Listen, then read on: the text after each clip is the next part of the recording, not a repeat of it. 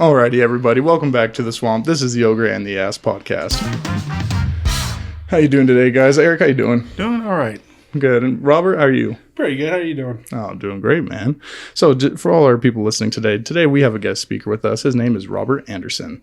Robert, again, we're really grateful for you coming on today, especially the topic we want to talk about. We know you've been through some stuff, and we're really excited to hear what you got to say.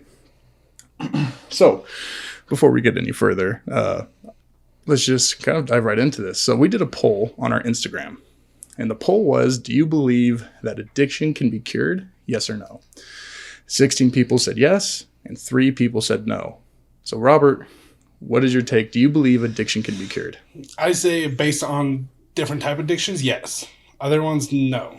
If you look at how much people, let's say, are addicted to pornography, how many people go to different places to get that cured, you'll still have that feeling that you need to do it. Yeah. So in my head, that's not cured. That's you building up a muscle so you won't do it. But you still have that urge to do it. So it was like for you, it's not cured until the urge is gone. Yes. Gotcha. Okay. Because people might define that differently too. Mm. Absolutely. Eric, what's your take on that? Do you think addiction can be cured? Like you said, it does depend. Except I would say pornography is easier because you can take someone camping for like a week and they'll be away from the internet and they'll be like cured until they go back into the city and they're beating their meat again. We've all been there. I'm not outing myself. I go to church. But when it comes to like drugs, I don't know. My uncle's a crackhead and he's been a crackhead since the 70s, 80s. He's been on heavy. And I mean, I love him, but he's probably not going to get cured. So I'm just being realistic. You've been doing it since the 70s. That's not an addiction. That's a lifestyle. Forgive me, Uncle. Hey, so question. If he falls from a 3-story window, will he just get right up and keep walking? He thinks so. I don't care what anyone says. Crackheads got superpowers. They actually do. Yes, they do. They do. You can watch on video people getting shot that are on crack and they just keep going. Yep. People getting tased. What's that one? Do you remember that guy with the cigarette? He had to have been on something. He gets tased by the police and he goes, I'm going to get you, bitch. Oh, and then he just lays down. He's getting tased the whole time and he's not feeling it. It's the funniest thing. I love that video. We quote that in this house sometimes. I think he's a Florida man too, actually. Oh, it has to be Florida. I think there's just natural ability if you're from Florida that tasers just don't hurt you. They're just inhuman people. Okay. So back on the topic of addiction. So Robert, we brought you on here today because we know you have a bit of a past with addiction, and we kind of want to dive into that if you're comfortable with it. Yeah. Okay. So really, I'm just going to hand this off to you. This is going to be your show from this point on. So I want to know, like, what was your addiction? So my addiction was Oxycodone. Oh, shoot. Okay. So I got started in high school, and I was trying to become a college football player. Yeah. I had colleges already looking at me my junior year. Yeah. I ended up hurting my back really bad. Okay. To the point I would have to go to the physical therapist every day, twice if there was a game. Oh, wow. And so my buddy that I ended up talking to ended up giving me some pills, didn't know what they were. Ended up being able to take about 5 milligrams of Oxycodone, and I would take about 5 of them before every single game. How much is what's considered like a lot? Or I guess what's a normal dosage? I would consider a lot, maybe about a 30 milligram. Okay. And and it all started because of football. My coach seen me do it, didn't stop it. Oh, wow. So your coach knew? Oh, I guarantee you he knew. Like, he's seen me pop stuff before, but didn't say anything.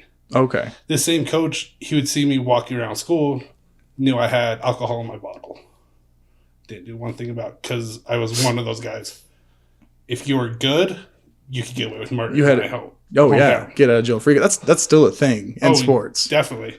I could walk down to our liquor store, totally do not look 21, and buy a bottle just because.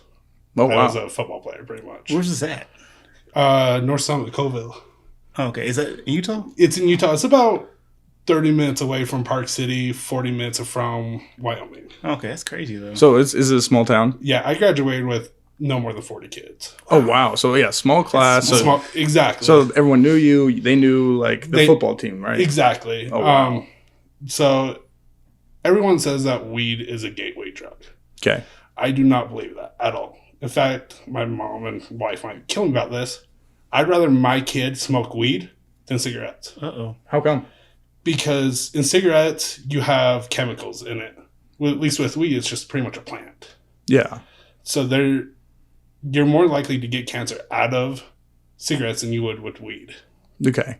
So I just want to knock that right out. Like, I believe weed should totally be legal in all 50 states. I see the medical reasons on how it's effective with people. Yeah. My buddy, his grandma she has cataracts. Oh, okay. And she couldn't read her Bible. So finally he talked her into smoking. And all of a sudden she can start seeing a lot better. She feels a lot better. She's more active. And so to me, weed is a lot better than any other thing that you can take. Oh, wow. Man, I didn't think. Okay, well, we should start our own like cannabis company now. I'll be down Cannabis with brand that. at this point. You make bank in Utah. The Ogre and the Ass Indica. There you go. Okay, so oxycodone, right? That's what it is. Yep. Okay, so how long were you strung out on that? I would say from my sophomore year till about I was 22, and I'm 25 right now. Okay, dang. So where were you getting it from constantly? I got it in Heber. So You just had a plug. You had a plug up in Yep. Heber. He wouldn't charge me anything. What? Yeah. 'Cause Wait, free oxycodone? exactly. And so Don't tell the kids that. and so that's why I think it also got really bad because I knew I could get it anytime I wanted it. Why'd you get it for free? Why? Like you were just that close to them? Yeah, pretty much. Oh, okay. Don't out his name on here. Oh, I'm definitely not going to. Give him a plug. It would not end well. Here's a shout out to our guy.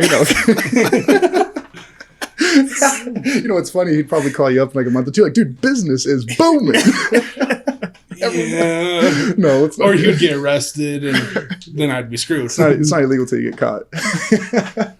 But anyway, Yeah. no face, no case. So Exactly. all the way up until you're 22 years old, and was it only oxycodone, or was there anything else involved? So the only drug that I would consider I never did was meth. Meth scared the shit out of me. Okay, why not meth? I see people on meth, and my buddy overdosed on meth Oh, in front of really? me. So after I seen that, I never even thought about touching it. So I have to ask, because people use the term overdose kind of freely. Do you mean overdose like he had to be rushed to the hospital, or did he pass away? He passed away. Oh, I'm sorry about Yeah. that. See, so I know I've seen people who are on meth before. I've seen how messed up they can get from it. So that's something like definitely. I didn't get like a hard look behind the curtain, but the little bit I did get, I was like, oh shoot, like screw that. Like I'm not someone, I've never taken a drug in my life. I don't really have much of a point to talk about it. But it was literally because of what I saw. Like my sister was someone who was strung out on stuff for a while, but she overcame it. She's like a champion of the world now on that stuff. But it was hard, like for her to overcome that and for her to deal with it and to come to terms with it. Mm-hmm. And so what were some of the, let's say, ramifications? I guess what were some of the negative side effects that came from taking drugs? Was it hurt relationships? Was it just your body? What happened? So before I got clean, I got to the point with my mom and my stepdad. To the point my stepdad thought I was going to do a drive-by on him. Because me and him were button heads. And I've been to jail about 5 times by then.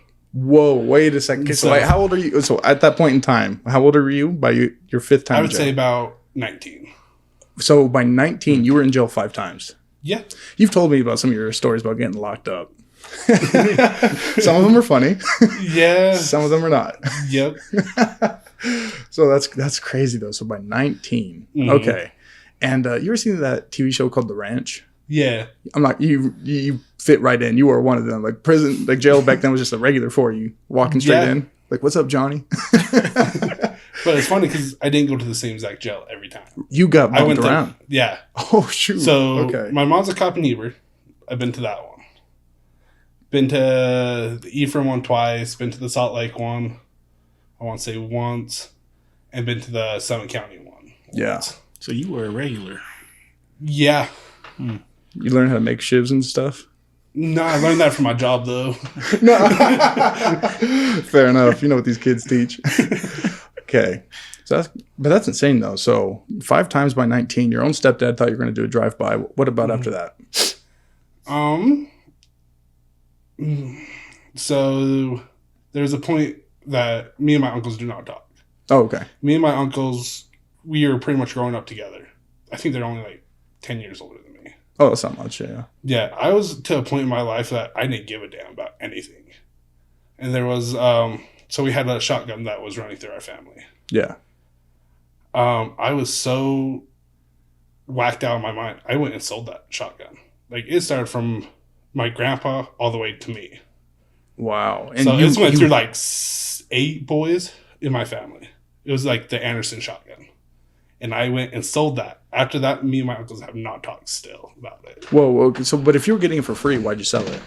So I was in Salt Lake, and this one wasn't for pills. It was for, crap, I can't even come up with what it's called. It was DNT. Oh, okay. And so I can't get that one for free. That one's... So, don't got a plug on that. No. So where I was buying it, you can get it in a vape pen. Okay. And for maybe 20 hits, it was $300. Oh, wow. Yeah. And so I wasn't making great money then, so I just sold it. Wow. Imagine how many people are like, I can't believe you're spending that much. My plug would get me all this stuff. Definitely. Like, yeah. Everyone's going to talk crap now in the comments. And when they say that, they're full of shit. I love that. Okay, so you just needed it was DMT? Yeah. DMT, and you sold your shotgun for that? Yep. The family shotgun. The family shotgun. Wow. Do you remember like the make, the year, all that? It was a 20 gauge single action. It was like easily 50 years old. Oh, wow. Okay. So this was supposed to go down to like your kid now. That was supposed to go to Heath. Yeah, pretty much. Wow. Can you get it back somehow? Nope. I've looked for it for years. Not find it. Watch that show up on like Facebook Marketplace or something. Okay. Honestly, I check that every day to see if it pops up. Really? So you're still to this day looking for that shotgun? Oh, yeah. But do you recognize the face of the person who you sold it to? Nope. No? Oh. Wow. Okay, so you sold the shotgun. Uncles just stopped talking to you. Yes, they're talking to me a little bit, but it's more, hey, how you doing? And then we go our separate ways, pretty much. Wow. Yeah. So, and I guess that kind of leads into the relationships, that your drug issues hurt a lot of relationships. Oh, definitely. What are some of the worst examples? If you don't mind me asking, So, I'm just trying to paint a picture. Definitely my uncles. Okay. Like, we grew up together. We went hunting, fishing. They're the ones that showed me how to shoot, how to fish. To the point, me and my dad really don't get along. But that's also him. He's also an alcoholic. He's an addict. And so when he gets that, me and him just butt heads. My relationship with my mom is finally getting better after it started getting better maybe a year ago. Wow. That's crazy. Yeah. And like, I just barely started talking to my stepdad again. Wow. So, holy cow. So and you've been off it now for 3 years. So you've been clean for 3 years, right? Yeah.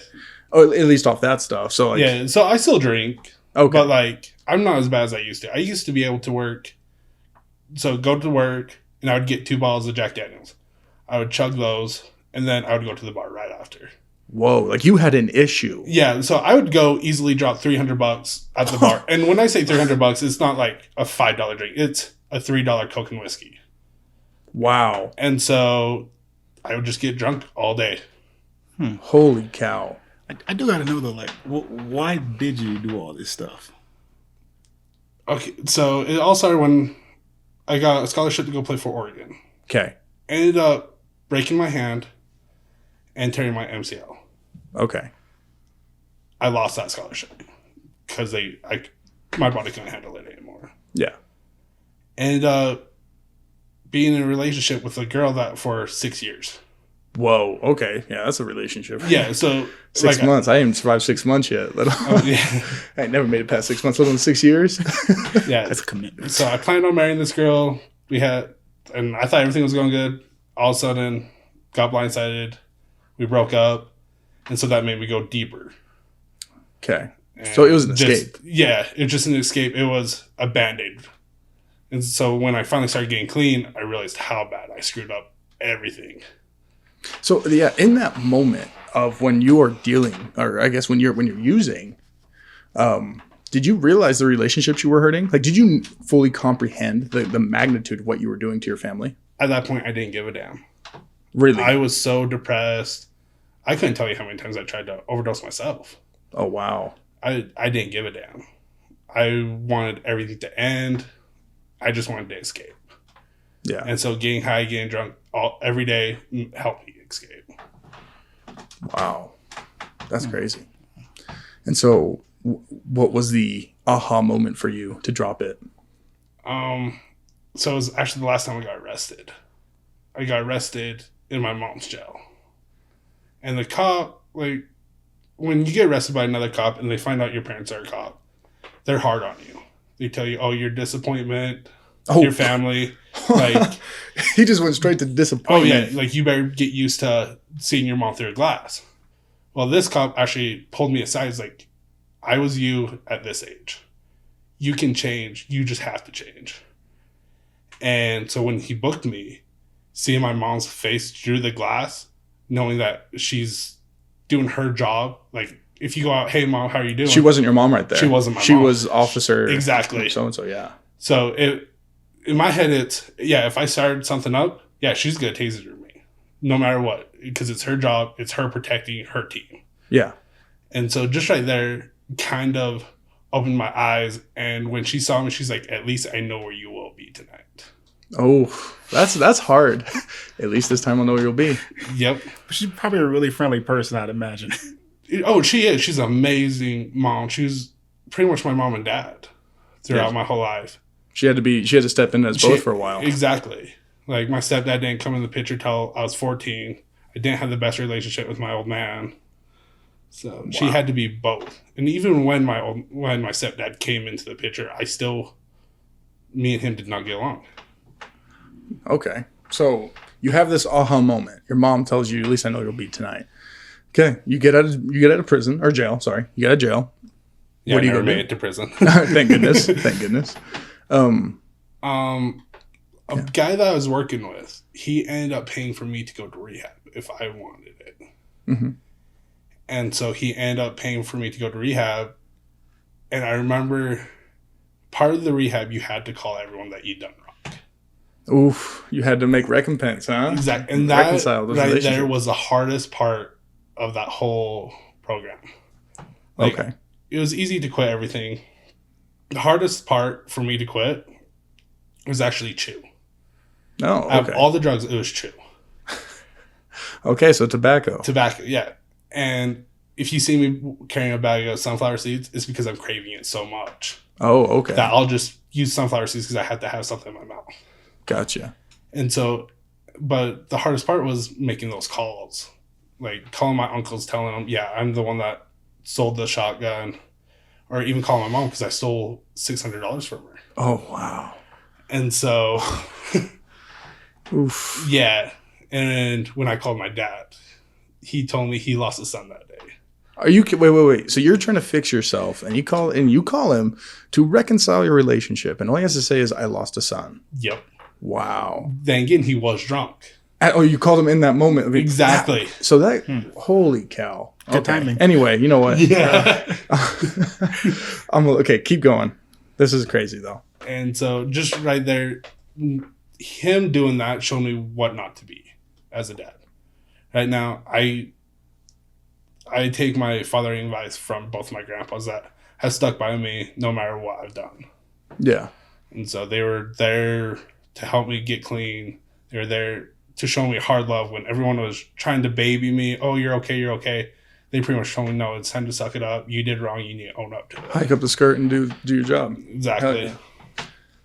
Man. Okay. So the hardest, and out of all those calls, which one was the absolute hardest? My mom. Why? Because that ruined our relationship. She was there. Oh, I mean, the last time you got locked up ruined your relationship for a while? That one, and then calling my mom, hey, yeah, I'm the one that took the $600 from you. And me telling her why I took it. Wow. Yeah. Well, that's, that was probably, so out of your whole rehabilitation, those calls were the hardest part. Yep. That's also why I'm in the field I'm in right now. Because I don't want to see those kids have to go through the stuff I had to. If we can stop them right then, before they make any of those mistakes, yeah, they're going to still do weed. They might try other drugs, but if we can stop them right there, that makes the whole difference. Well, and there's something to that. When I've talked to the kids before and they're like, weed's legal where I'm from, or like I've been smoking weed since I was 12, all this stuff. I'm like, okay, I get it. I'm not going to sit here and rag on it because everyone can go back and forth on their take on weed. I don't care. I really don't care. What I care about is this your escape? Kind of like what you talked about. So I said, so when you're just using this to escape a pain, I'm like, that's when I care. Because you're not going to become addicted to it. You're not going to become addicted to that feeling per se. Am I wording this right? You're going to become addicted to the escape it brings. Exactly. So it's like, oh, weed's not addicting. You're right. Weed is not addicting. But the escape it brings, that's addicting. And then that's when you can consider a gateway because pretty soon that high is not going to work to help you escape anymore. To escape the guilt? Yep. It's going to be right there. So that's when you see the kids start going up to stronger drugs to get to that escape again. And I think, we've both seen it where kids have lied to us before about, I didn't do this or I don't have this. And then it was, I will never forget one particular day, won't dive too much into it and obviously won't drop names, but there was definitely one particular day where the kids said, no, we don't have this. Like I've never had a reason to not trust them. They've always been, told me the truth. And that was legitimately the first time some of them had ever lied to me. They had it right then and there on their person. And they said to my face, no, I don't have this. And no, it's not going through here. And they hurt a lot. It hurt relationships that day. Yeah. Some of the kids, when they came and apologized, even started crying because they knew that was the first time they had lied to me. So I think that right there just shows like where it's like, well, it's not that big of a deal. If it's not that big of a deal, why was it worth hurting our relationship? Mm-hmm. Yeah. And people don't put it in that perspective. They just see it in the moment because they want to escape something. Yeah. So, okay. So you do your calls. I assume, how long were you in rehab for? So I was in rehab for 8 months. Yeah, but it wasn't like the rehab you would go stay. It was you would have classes that you would go to. Yeah. And then 12-step program? Pretty much. And then you can still go to like AAA and stuff like that. Yeah. Which I feel like AAA really doesn't help. The one I went to, it felt like I was just going to church. To be honest. Hey, fair enough. I'm gonna say, but isn't all AA kind of spiritual based also? I think so. Because I went to one in Nashville before, and it felt the same. I think it depends what program you do it through. It'll be more church-based or church-centered. I believe the original person who came up with AA was religious, but he was the one who came up with the 12 steps. I can't remember the full story. It's kind of cool. I'll have to go back and read it. But I think it was originally based around like some sort of church settings. But yeah, so 8 months, get out. What do you do? That's when I actually started dating my wife. Oh, right when you got out? Yeah, so me and her were actually both getting clean. Like, we didn't know each other, and we were actually getting clean at the same time. And so that just helped our relationship a lot better because we both knew what we were going through. Holy, so you guys didn't you guys didn't enable each other. You held each other to a higher standard? Exactly, yeah. Like, we didn't, oh, yeah, this is fine. Like, you had one slip up. No, you had a slip up. We're done. Oh, so you guys held yourself to that. Like, if you're slipping up, you're not going to be around me. Exactly, because we wanted to get better. Wow. Okay, and in just full face of honesty, have you ever had a weak moment where you relapsed back on oxycodone? And I don't mean like if you actually got hurt. I mean like you knew like you were fine, you did not need it, and you took it anyway. So it wasn't oxycodone. Okay. It was PCP. All right. And this was, I want to say it was an accident. Yeah. But it wasn't. So me and my wife, we broke up for a little bit. It was my fault. I was talking to another girl, but I did not cheat. I broke up before. On. Okay, we're not going to get into this. Okay, you know Bill Clinton. I did not have sexual relations with that woman. But I was at a bar, and I was already drunk, and this girl comes up, and she's like, hey, do you want a mint? Oh, shoot. It wasn't a mint. She got you. I ended up taking it. You got Bill Cosby. Pretty much. He got billed. I can't believe that. As soon as I took it, I knew exactly what it was because all the lights are dimming and circling. Wow. So, note to self, if I ever go to a bar, don't take any Don't mints. take it. Yeah, don't. Don't get Cardi B. Gosh. Cardi B. Yeah, Bill Cosby. And then after that, so me and my wife were broken up for a month. It was funny because that night after, she texted me. She was in a relationship already with another guy. She texted me, am I okay, for some reason. Like, we weren't talking. And I was like, yeah, I'm pretty sure I did this, this, and this. And she ended up coming to my house that night, pretty much chewing me out for it. Wow. So she spent the time to come back and chew your ass Yeah, out. as she has a boyfriend. Wow. That's a good one Okay. right there. Okay. And then I apologize for everything I've done. Like, I broke up with her over Snapchat. Use an asshole. Is that a thing? I'm telling you right Yeah. now. Ass of the day is Snapchat breakup. Yeah, she You still better- gives me shit for it. Okay, keep going. And me and her ended up getting back together that night. The bad part was she was still in a relationship with another guy. So wait a second. So she gave you crap because you were like, you talked to another girl for a second, and then you got back while she was still with someone. Yes. Wow. Okay. I didn't know that part of the story. I can't wait to talk to Yeah, her about everyone it. hears her part, but doesn't hear my part. But this kind of goes to show, though, like you guys really did care about each other, and you were there for each other. Yes. It's almost like you two were made for each other. Actually, it's funny that you said that because she was at my senior game. We still didn't know each other. Her boyfriend was actually a guy we were playing against. Really? Yeah, we found that out, and then I was doing security over at the U of U. Well, she's a student at the U of U in the same building I was doing security for. Wow. And So you guys didn't know each other. We back didn't then. know each other, so we probably crossed paths at least 4 or 5 times. I'm not gonna lie, that's really cool.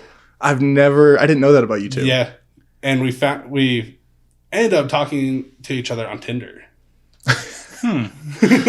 So Tinder. So wait- Tinder's not just a hookup, by the way. So you listened to that podcast? Yeah. Got to go back to Tinder. Hey, you say what you want, we'll say what we want. But Tinder. But no, wow. I didn't know all that though. So you had crossed paths throughout your life, and Oh yeah. finally just met up, and so ever since being with her now, like after you guys reconciled your relationship, have you ever had a slip up since? Nope, not one. Kept it clean, Yep. dude. I'm proud of Like you. Hell yeah, I dude. still drink. Like you've seen me drunk. Yes, I do get handsy. You questioned your sexuality.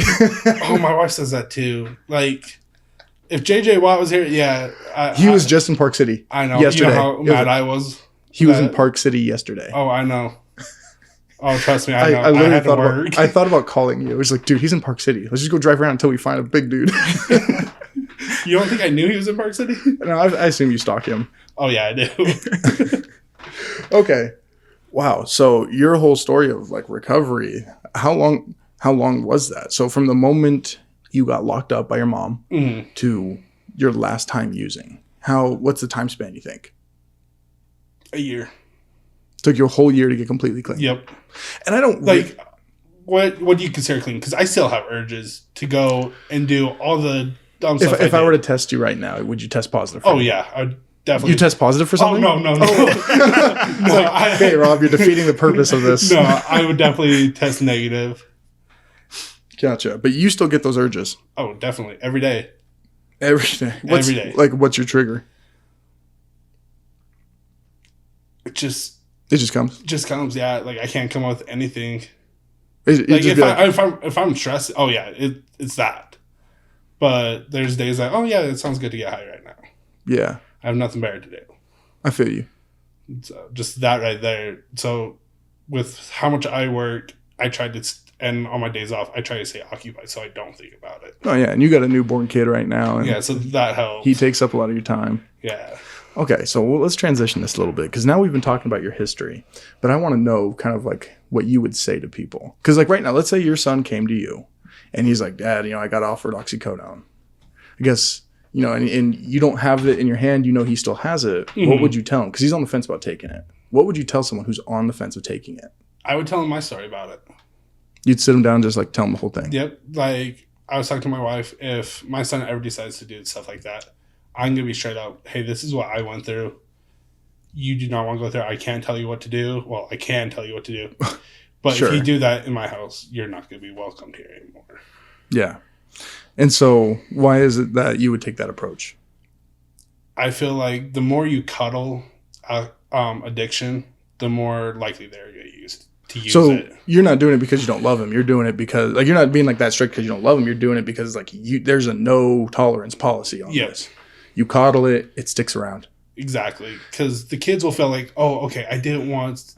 They're not mad they're mad, but they're not super mad. Right. So They're I not can kicking keep me doing out. it. I got all this stuff. Yeah. Exactly. I see what you're saying with that. And that might come off a little harsh, but I've also seen it too, to where I kind of agree with what you're saying. When it's just a slap on the wrist or you yell at them for 2 hours, they're like, okay, well, I just paid. What did that solve? Yeah, I paid my price. Now when you're not looking again, I'm going to go use it again. Exactly. There's got to be a zero tolerance approach. Yep. And if you're like that with your kid, like, they're not going to tell you everything. Yeah. And so I feel like you have to be able to break it between being a parent and being a friend. If you're coddling them, you're trying to be their friend. Oh, it's okay. It's okay. Yeah, we'll get through this. You need to be a parent and put a boot to their ass and tell them, hey, you're screwing up. Yeah, and especially like right now, we're talking about your oldest child. But if you had another one, I guess your only child right now, but if you had another one, like, you don't want that spreading to him. You don't want that becoming a culture he has to live around. Exactly. So my mom had to go with that. Like, my little brother, he ended up getting caught with weed. He was a dork and went back for his pipe when he was camping. And I feel like I'm part of that because I did bring that in. I had weed at the house all the time. Yeah. And one day he told me, oh yeah, I did find weed in your room and I took it one day. Oh, wow. So I feel like that was on me. Like, I should have hid it better, or I shouldn't even have it in the house. Wow. Rob, that's crazy. Like, it's crazy to think that, like, one, you had no idea that he took that from you. Oh yeah. And you see kind of the ramifications of that now. Mm-hmm. Okay, so let's say your son does take it. Okay, I'm going to put you in that scenario. I know it's hard now, but let's say you sit down, you tell him the story, zero tolerance, and one day he's just like, I'm going to do this. And we'll just say, we'll do two scenarios. He tells you about it first. What do you do if he comes to you like, hey, Dad, I still did this? Or I guess what would be your recommendation? If he didn't hide it, like, he came out completely clean, didn't lie, like, yeah, I did it. This is when I did it. Okay, I can work with that. Because he's not trying to hide it. He's realizing he messed up. He wants help. Yeah. But he just doesn't know how to get the help. And if you go around hiding it, you won't keep doing it. Okay. And let's go with that. And let's say you catch him. Well, like, put yourself back then. Like, when getting caught, what is needed for you in that moment of getting caught? Honestly, I would probably call the cops. You're going to let him feel the heat. Yeah, exactly. I'm not going to cuddle my kid about it. I've been cuddled with it. It made me do it longer until it took my mom to pretty much kick me in the ass to, oh, crap, I am screwing up. I need to start looking at myself to be better. And I think that's what's so sad is that there's like a lot of those moments. I've known people too, like close to home, where it was a hard kick in the ass that got them to get up and go. And it sucks, like, it has to be that way, but you can't force people to learn. And if you caught it, like, it'll be okay. We'll get through this together. All that stuff. Like, it doesn't always work. It'd be nice to think that, like, oh, I'm being the parent. It'd be nice for people to, people want to think like, oh, I'm being the good guy here. I'm being the good cop, and the good cop wins. Guess what? Batman still has to kick ass, but he's still a good guy. Yep. You know what I'm saying? Like, you got to be able to kick ass and take names. And I agree with that. The zero tolerance policy when it comes, especially to addiction, and in any shape too. I don't think just drugs, but whatever form it takes. Well, then again, you have your good addictions too, though. You can be addicted to going to the gym. Fair enough. Okay. It's definitely a healthier one. Yeah. You could be addicted to a lot of different things, and addiction comes off as a bad thing. But you have the gym. You can be addicted to, like, swimming and stuff like that. Yeah. And can people take it too far? I guess too. Yeah. But at the same time, like, gym addiction, I've never seen it in a super unhealthy point. And people will say, like, well, there's steroids. I'm like, yeah, the steroids isn't really an addicting drug. Like, it's cool getting big. It's cool getting stronger. But it's not like an addicting drug. I don't know. That's one I never did either. I don't do needles. Really? You never did steroids? Didn't like that high? No, I'm kidding. Exactly. It isn't a high. Like, I have tattoos, but you come at me with a needle, I'm passing out. Oh, dude, I hate needles. I cannot do it. Wow. Eric, man, you haven't been talking a lot, man. I got to hear from you a little more. I actually like this conversation. This is good. Well, I think it's good that we can hear from your perspective. Especially some people are so coddled. Is that, and this is kind of like the generational cycle in my mind. So people go through hard things. They grow up, they have kids, and they're able to teach their kids those hard things. So maybe those kids don't go on and do those stupid things. Well, let's go another generation. Your kids have kids. Well, because all your kids will have are just stories. They didn't have those experiences. their kids will probably go on and do some stupid things. I always feel like there's a cycle to this sort of stuff. And I'm not going to say like I'm some psychologist. That's something I feel like happens. And I think it's always good that people can come back and listen, like kind of from the horse's mouth right now, like years from now when your kids are listening to this or great grandkids or whatever it is, and they'll be able to see like, oh, wow, like this does run in our family. You know, one reason for me that I told you in the beginning of the podcast, I've never taken anything. It wasn't because of just how I was raised. That was actually more of the minor factor. I saw how it hurt so many people close to me. My own father, for instance, stuff he was, on, and how it destroyed a family. And being able to see that, I was like, forget the religious part of this. This just sucks in general. Yeah. Going to church or not, this ruined a family.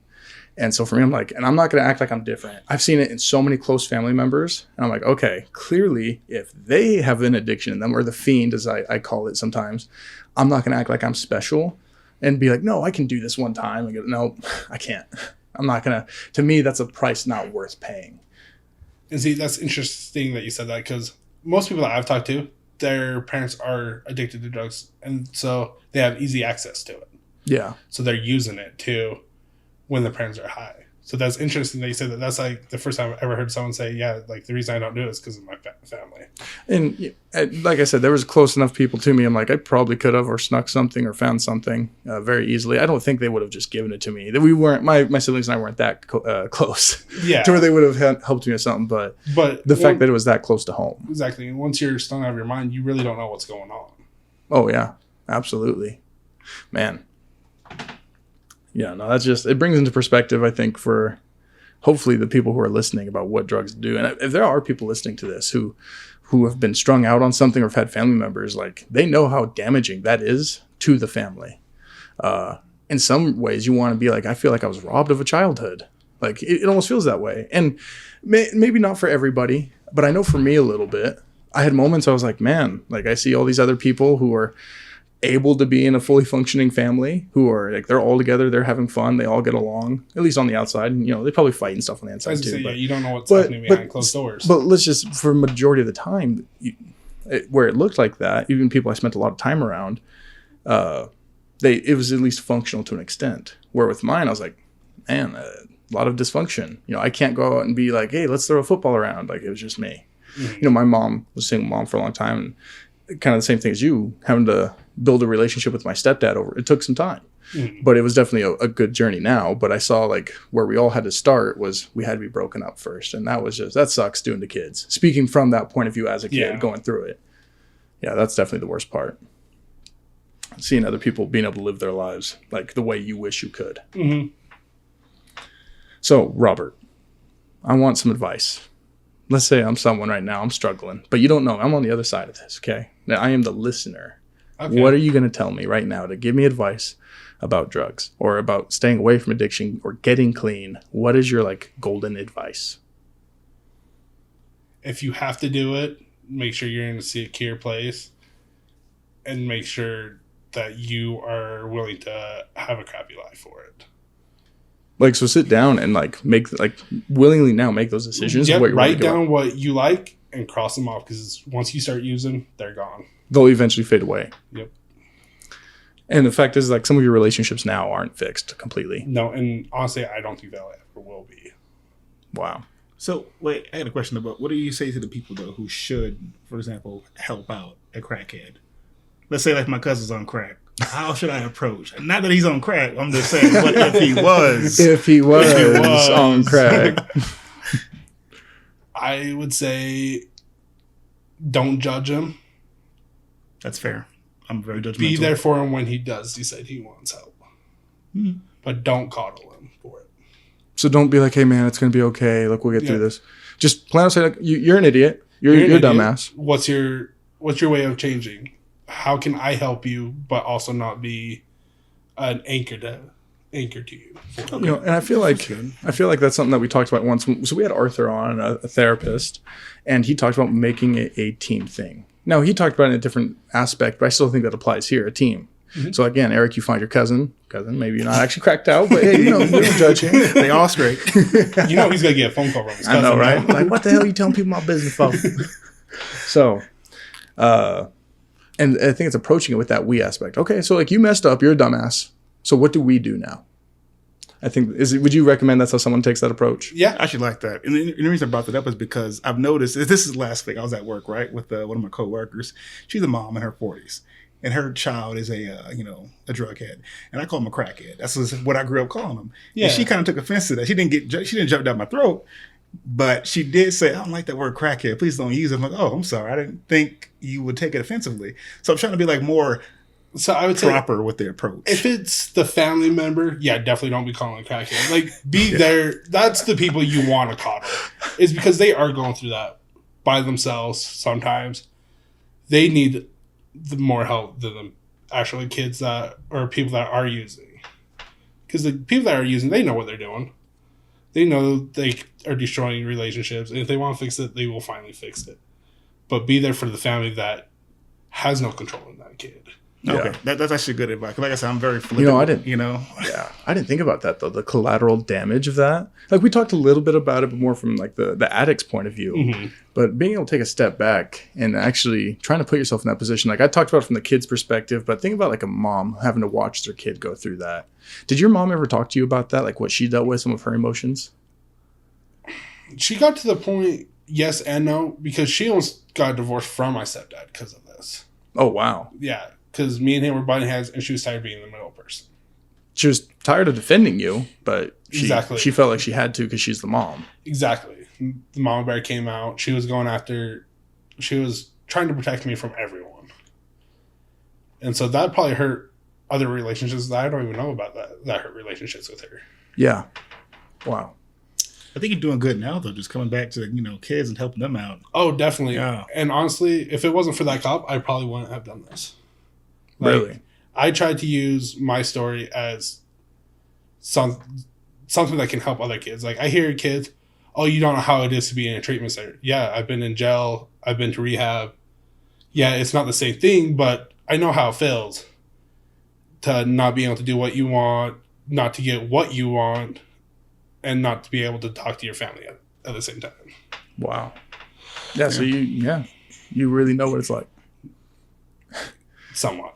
Hey, it's a different output, but yeah, I mean it's different than like when kids are in a treatment facility, but the fact is yours is more damning. Yeah. Like you have a record. Right? Yes. Like, yep. So all right. Like, and how has having a kid now helped your life? Actually it hasn't stopped the cravings, but it makes me want to be better for him. So all my cravings have went down. They're still there, but I want to be a dad that he can be like, yeah, I had the best dad. He helped me with all this stuff, and he was there for me when I needed him. Yeah. That's beautiful. I'm excited to see what happens, obviously. We've been friends for a while now, and with everything going on, I still haven't told anyone in the podcast yet, and we're going to keep it that way for now. But with the life change I have coming up, I'll keep in contact. And you better, 'cause I'll come over there. Yep, we're not going to say it here yet. Let everyone wonder if they care at all. All right, Eric, you got any last words for anyone? Next week I get paid. You want to go to the bar? Because I heard it's a really nice gay bar. I just want to make sure it's good. Eric, don't do this. I can't promise you. You can ask Thomas. I flirt with males when I'm drunk. So you are. No, he ain't. He's just when he's drunk, he's a little fruity. Come on now. Shh. We're gonna keep it. All right. Well, this was getting really awkward. It almost sounds like a date's being set up here on the podcast. Thomas, you want to come? It sounds like I'm gonna have to be the designated driver. No, I wouldn't drink. I'll just check it out. Okay. Yeah. Anyway, Robert. So last words to people. You already gave your golden advice, but what are just your last words now? I would say be smart in what you do. Yeah. And it sounds so much, it's easier said than done, but hey, that's it. And if you are needing help, you got to reach out. You want to fix your life, you want to get clean, you want to get sober, whatever it is, you got to reach out to someone. Exactly. Exactly. So, I think what we'll do for this particular podcast is down below, if people want to look into the description, we'll put I believe there's a hotline there for drug addicts. Usually there is. Yeah, so we'll find that out and we'll put it there in case anyone sees this and they feel like they need to get clean. You understand the damage you're going to cause in your family, in your life, and we don't want that to happen. We're really happy to have you on today, man. Yeah, thank you. You know what I'm saying? Like being able to, for someone now who's taken a hard look behind that curtain and now you're on the other side of it with a beautiful family, I think you give a lot of hope to people who are wondering, like, can I come back from this? You can come back from anything. You just have to be willing to put in the work to do it. I think you got to be willing to face the demons. Oh, definitely. You got to be willing to make those phone calls to say, hey, I messed up. If you can't do the phone calls, you're not ready to get clean. Oh, that's rough. Some people may not be ready to hear that. Probably not the best thing to end on. Make those calls, though. Make them. It will change your life. And for anyone who doesn't need help, you can always reach out to the Ogre in the Ass on Instagram or YouTube and whatever in the comments and talk to us about your addiction. We're more than willing to help you out however we can. Yep, we are here. Yep, that's what we do. Anyway, well, thanks again for coming on, big guy. Thanks for having me. Absolutely. Well, even though we always hate how to wrap these things up, we're just going to end it with what we usually say. First and foremost, if you are on YouTube, please feel free to subscribe and hit the like button for us. We do see that, and obviously it helps us out a lot. And if you're on any other platform, please follow us while you're listening. We're getting a little bit of a following out there in Europe still. I'm loving it. Is it growing? It's growing a little bit, little by little. Out in Europe? Yeah, a little bit. How? Man, I don't know, but you know what? We ain't gonna ask questions. Are you guys about to wear your don't worry about outfit? that. oh man, yeah. Hey, no one's followed up on that so far, so we ain't doing any crap about it yet. The French maid outfit is still a thing, unfortunately. So, but like always, we'll see you guys next time. Until then, stay the hell out of our swamp.